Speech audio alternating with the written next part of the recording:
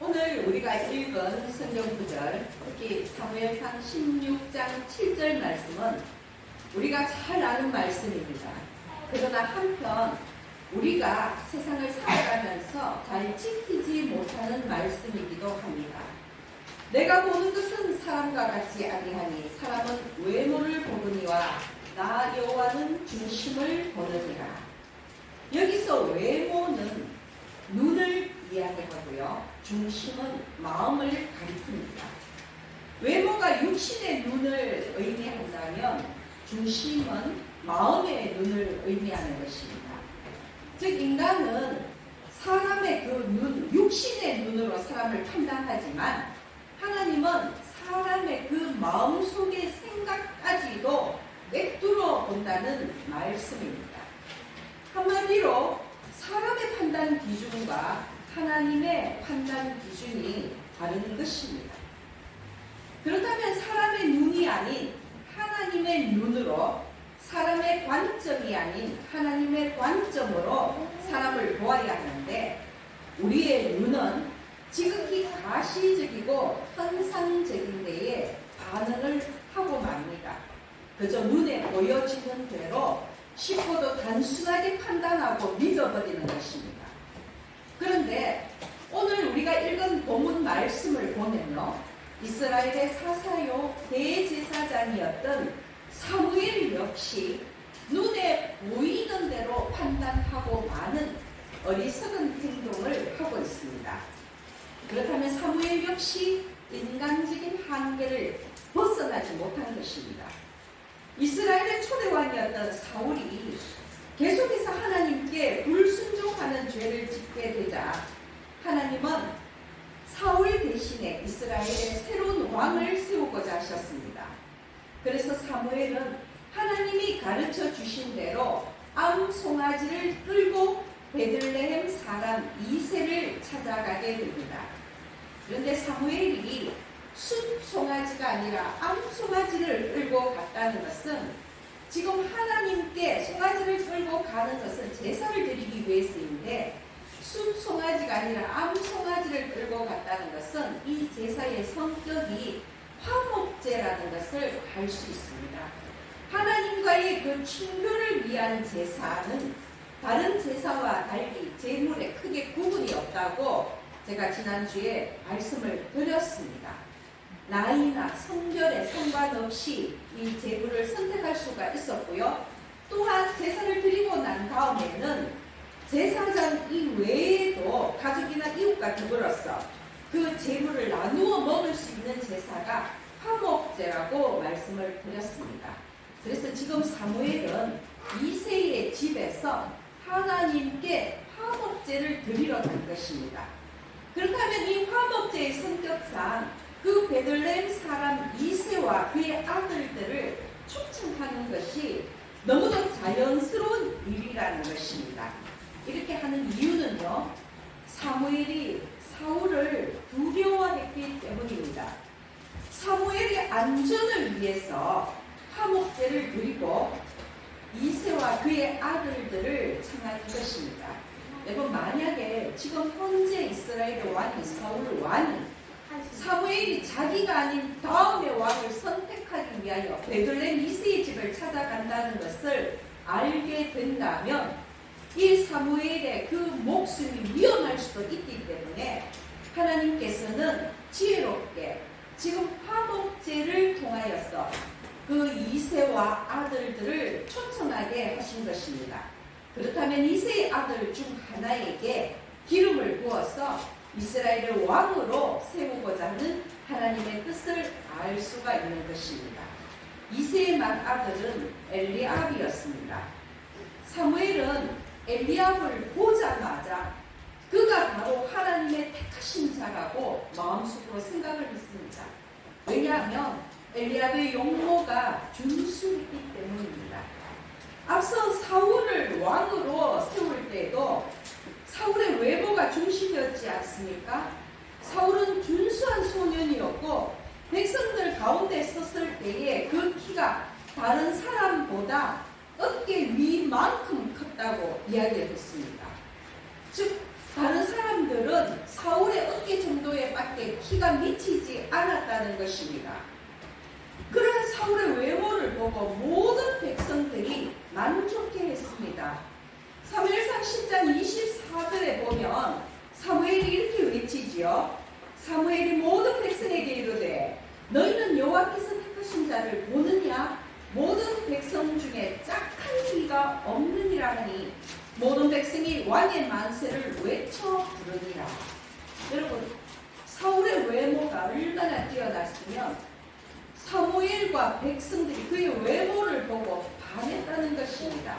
그래서 만세를 외쳤다는 것입니다. 그의 외모를 볼 때에 그는 이스라엘의 왕이 될 자격이 충분하다고 생각했던 것입니다. 그러나 그것이 과연 하나님의 관점이었습니까? 그것은 하나님의 관점이 아니라 사람의 관점이었습니다.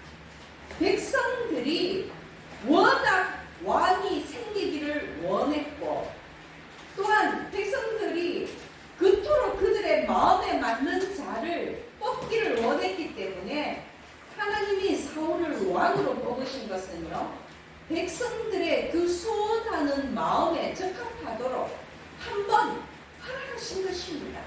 그래서 너희들이 그렇게 원한다면 너희 눈에 보이는 대로 보기 좋은 자를 왕으로 세워보라. 이렇게 하나님께서 한번 허락하신 것입니다. 그러나 결국 사울은 하나님께 불순종하고요, 끝내는 악령에게 미혹되어서 왕의 자리에서 물러나게 되었지 않습니까? 그럼에도 불구하고요, 사무엘도 인간인지라 엘리압을 보자마자 그의 넘넘하고 준수한 외모에 마음이 끌렸던 것입니다. 그래서 이 엘리압을 보자마자 과연 이가 하나님이 택하신 자라고 마음속으로 지레짐작을 한 것입니다. 그러나 7절에서 하나님이 사무엘에게 말씀하십니다. 여호와께서 사무엘에게 이르시되 그의 용모와 키를 보지 말라. 내가 이미 그를 버렸노라. 내가 보는 것은 사람과 같지 아니하니 사람은 외모를 보거니와 나 여호와는 중심을 보느니라 하시니라. 용모를 보고 키를 보고 뽑은 그 사울을 내가 이미 버렸지 않느냐. 그러니 이제는 그 사람의 외모를 보지 말고 그의 중심을 보라고, 그의 진실함을 보라고 하나님께서 말씀하시는 것입니다. 그리고 또한 이 말씀은 이제 하나님께서는 사람의 눈이 아닌 하나님의 눈으로, 즉 하나님의 관점으로 이스라엘의 왕을 뽑겠노라고 스스로 선언하신 것입니다. 이세의 첫째 아들 엘리압에 이어서 둘째 아비나답, 셋째 삼마, 그리고 넷째는 느다넬, 다섯째 랍데, 여섯째 오셈, 그리고 일곱째 아들까지 다 사무엘 앞으로 지나갔지만 하나님께서는 아무도 선택하지 않으셨다는 것입니다. 이제 마지막 8번째 아들 다윗만이 남아 있었습니다. 그러나 여러분, 말씀에서 알 수 있듯이 이새는 다윗을 사무엘이 있는 그 자리, 제사의 자리에 부르지도 않았던 것입니다. 사무엘이 네 아들들이 다 여기 있느냐라고 물었을 때 아버지 이새의 대답을 보십시오.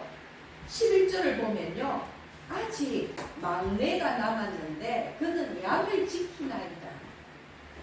아직 막내가 남았는데 그는 지금 양을 지키고 있다는 것입니다. 이새의 이 대답은 참으로 많은 것을 함축하고 있습니다.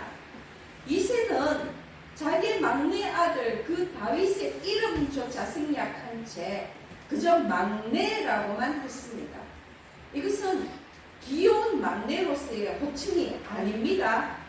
워낙 많은 8명의 아들 중에 그저 끝에 있는 그다지 중요하지 않은 아들이라는 그 의미라는 것입니다.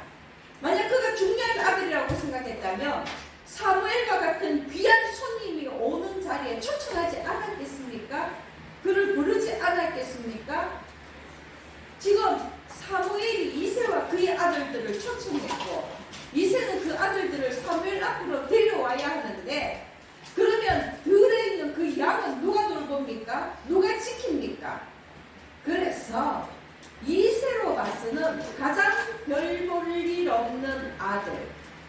번째 막내 아들 다윗이 들에 남아서 양을 지키고 있었던 것입니다.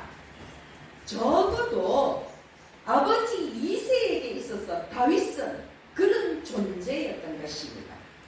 중요한 손님이 초청하는 그 자리에 굳이 오지 않아도 되는 그런 미약한 존재가 다윗이었던 것입니다. 그러나 하나님은 그런 다윗에게 기름을 부어서 이스라엘의 왕으로 삼으셨습니다. 그렇다면 사람의 외모가 아닌 중심을 보시는 하나님의 눈에 다윗의 어떤 점이 합격점이었겠습니까?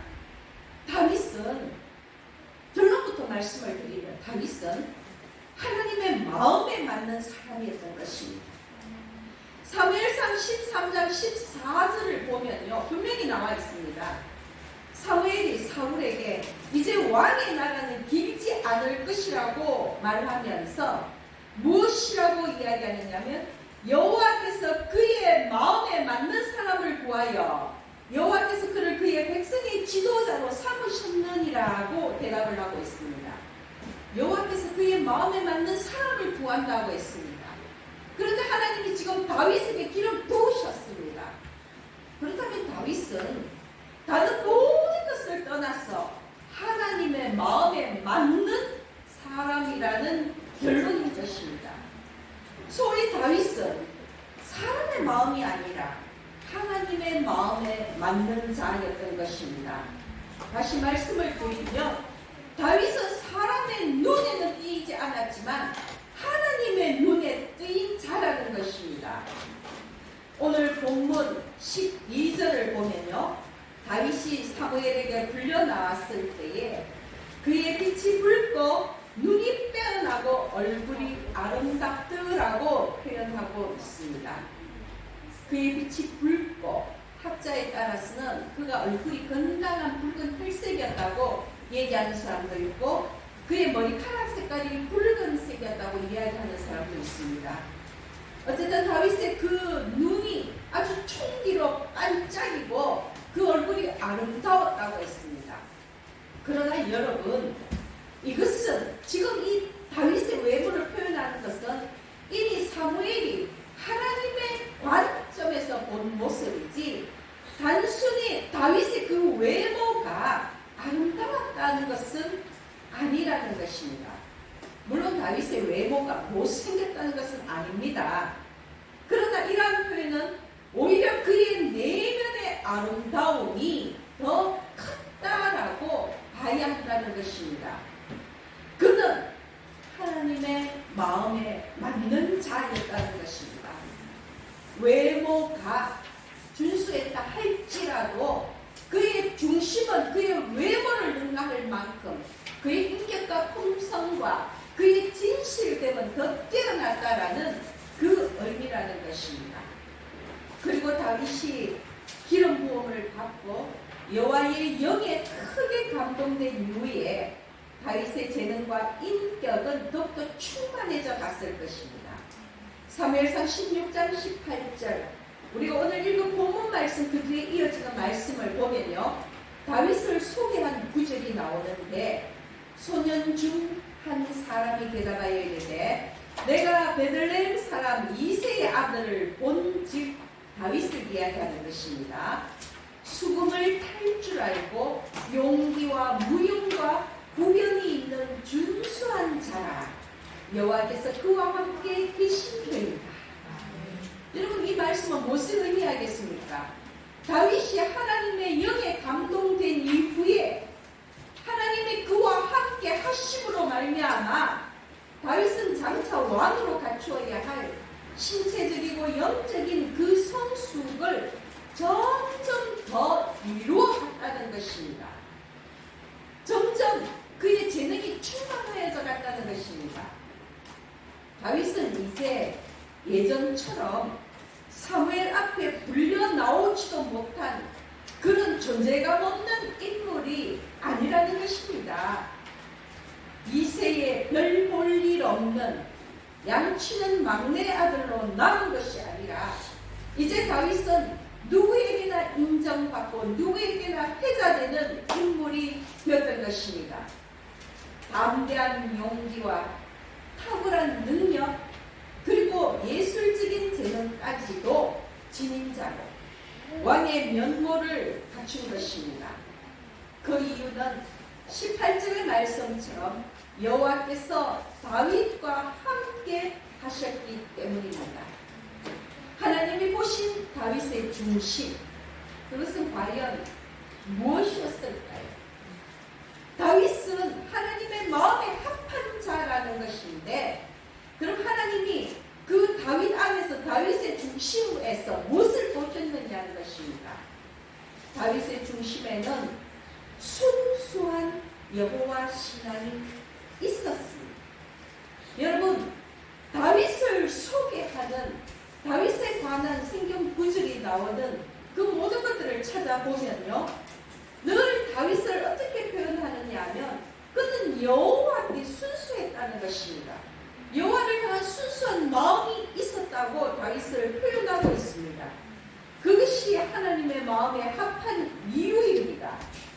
하나님이 다윗과 함께 하셨다는 것은 바로 이러한 다윗의 마음이 끝까지 변절되지 않고 그 하나님과의 관계를 잘 나갔다는 증거입니다.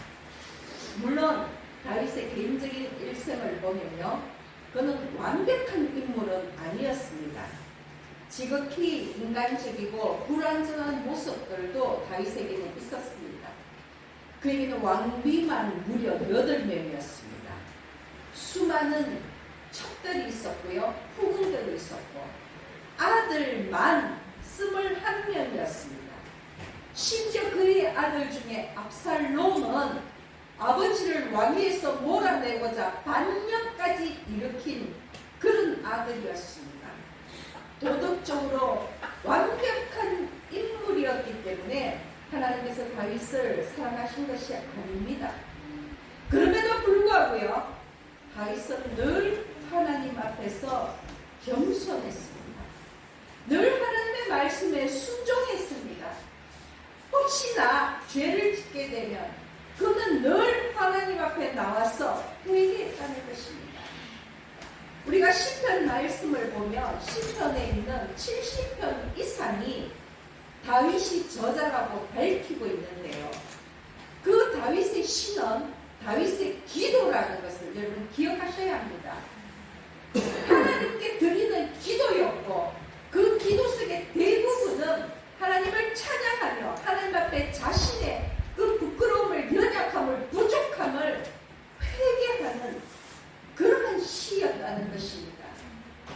여러분, 그것이 바로 다윗의 중심이었습니다. 다윗은 그 무엇보다도 하나님과의 관계를 최우선으로 했던 사람이라는 것입니다.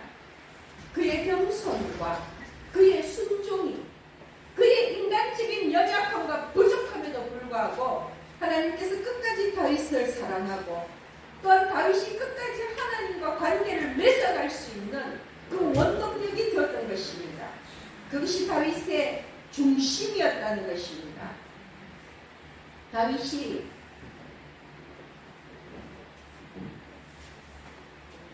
블레셋의 골리앗을 대적할 때에도 하나님의 이름으로 싸웠다는 것을 기억해 보십시오. 하나님을 믿는 믿음으로 그는 칼과 창을 들고 그 블레셋 군대와 맞선 것이 아니라 물맷돌로 골리앗을 물리친 것입니다. 여호와를 향한 순수한 신앙, 하나님이 자기와 함께 하신다는 그 믿음이 있기 때문에 가능했던 일입니다. 다윗이 이스라엘의 가장 위대한 왕으로, 또 가장 크고 넓은 영토를 차지하고 이스라엘을 다스릴 수 있었던 것은 하나님에 대한 순수한 신앙 때문이었습니다.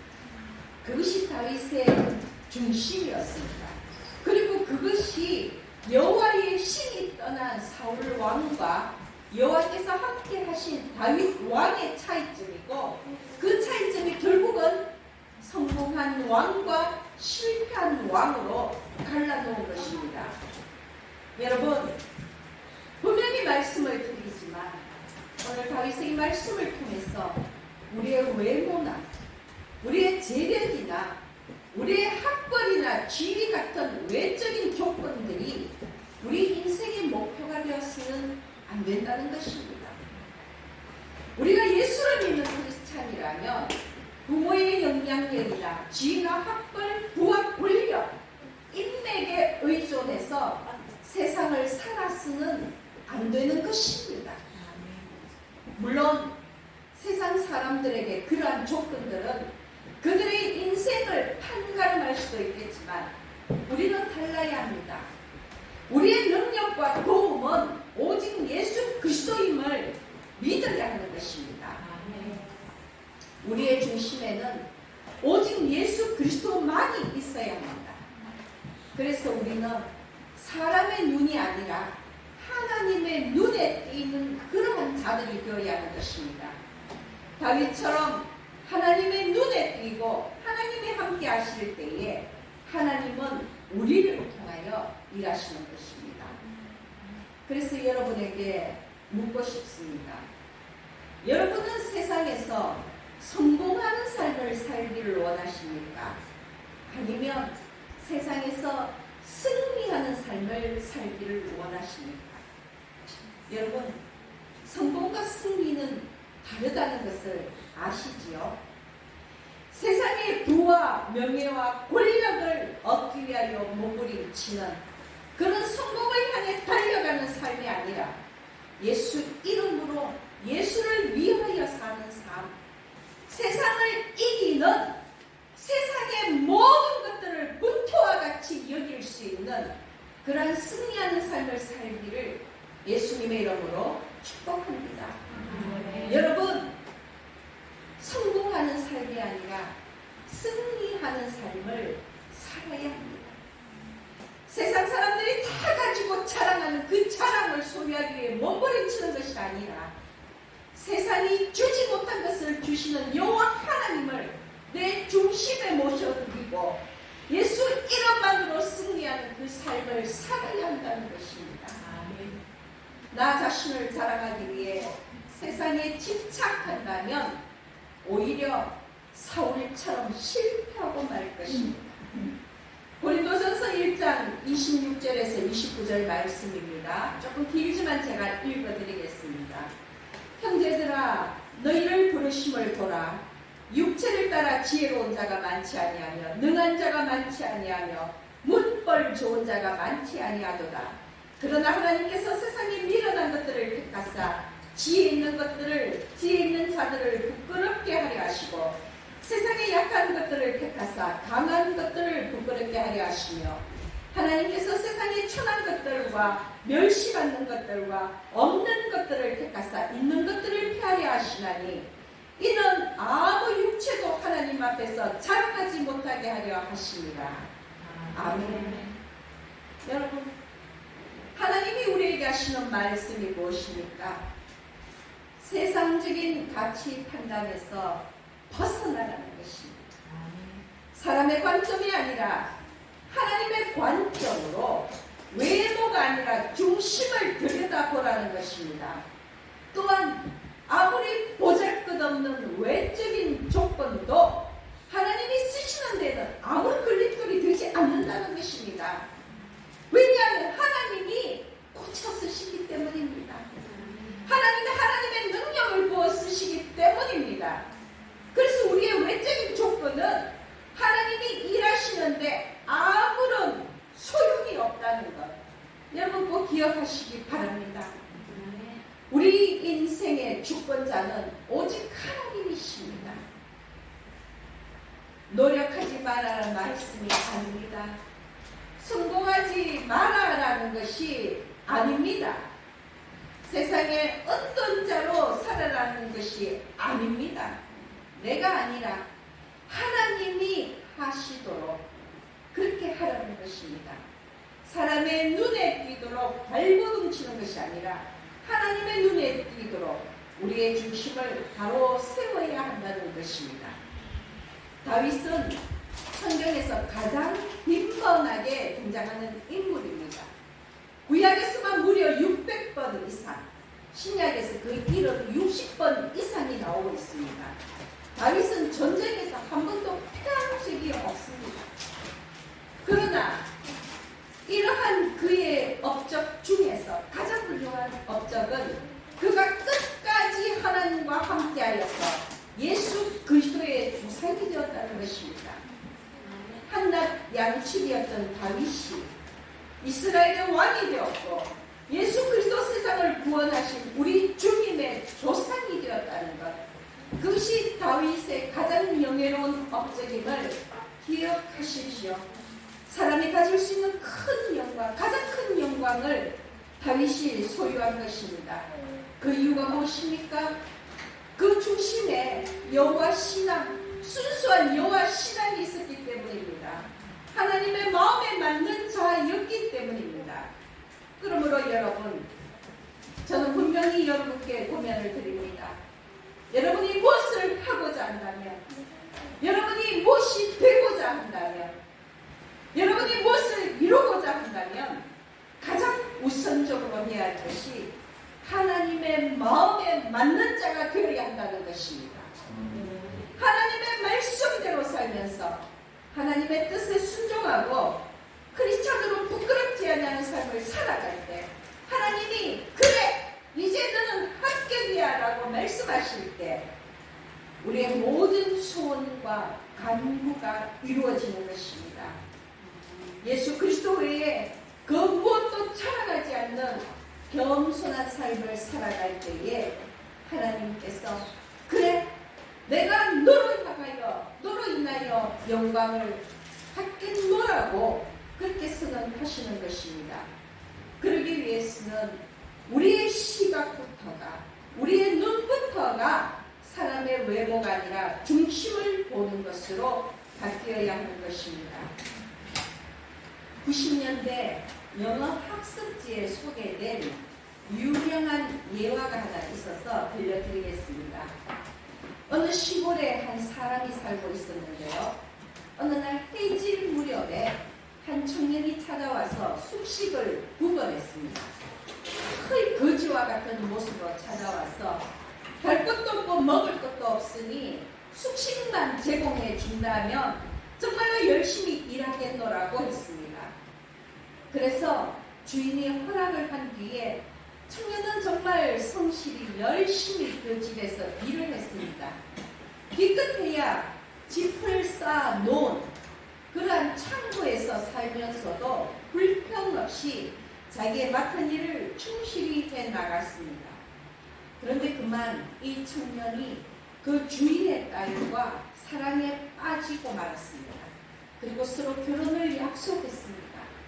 그리고 아버지를 찾아가서 이 남자와 결혼하겠노라고 결혼을 허락해달라고 부탁을 했지만 주인은 끝까지 그 결혼을 허락하지 않았습니다. 어디서 왔는지도 알 수 없고 어떤 집안의 사람인지도 알 수 없고 학벌은 어떤지 또한 그 인격은 어떤지 아무것도 알 수 없는 거지처럼 와서 남의 집에서 일하고 구걸하다시피 살고 있는 보잘것없는 청년과 자신의 귀한 딸이 결혼한다는 것은 생각조차 할 수 없는 일이었기 때문에 오히려 그날 밤 주인은 당장 그 청년을 그 집에서 쫓아내버리고 말았습니다. 그렇게 세월이 흘렀습니다. 30년이 지난 어느 날 주인은 청년이 기거하던 그 옛날의 창고를 새로 수축하기 위해서 청소를 하기 시작했는데요. 청소를 하다가 보니까 옛날에 그 청년이 그 창고에서 기거하면서 창고의 기둥에 칼로 자기 이름을 새겨둔 것을 발견했습니다. 거기 어떤 이름이 있었느냐면 제임스 A. 가필드라고 그렇게 칼로 새겨둔 이름을 발견했는데 뭔가 익숙한 듯해서 천천히 생각을 떠올려 보니까 그 이름은 바로 그 당시 대통령의 이름이었습니다. 미국의 제20대 대통령 제임스 A. 가필드의 이름이었다는 것입니다. 여러분, 자기 집에서 쫓겨났던 그 청년이 30년의 세월이 흐른 뒤 그 보잘것없는 청년이 바로 미국의 제20대 대통령이 된 것입니다. 그 주인이 사람을 외부로 보지 아니하고 중심을 들여다보는 회함이 있었더라면 그와 그의 딸의 인생은 달라졌을 것입니다. 그러나 안타깝게도 그 주인은 사람의 눈으로 사람의 관점으로 가필들을 보았기 때문에 그가 과연 장차 그 미국의 20대 왕이 대통령이 될 그런 인물이라는 것을 깨닫지 못했던 것입니다. 여러분, 우리는 이와 같은 어리석음을 범하지 않길 바랍니다. 사람을 보는 눈, 세상을 보는 우리의 눈이 달라지기를 원합니다. 우리의 관점이 아니라 하나님의 관점으로 세상의 가치 판단이 아니라 하나님의 눈으로 들여다보기를 원합니다.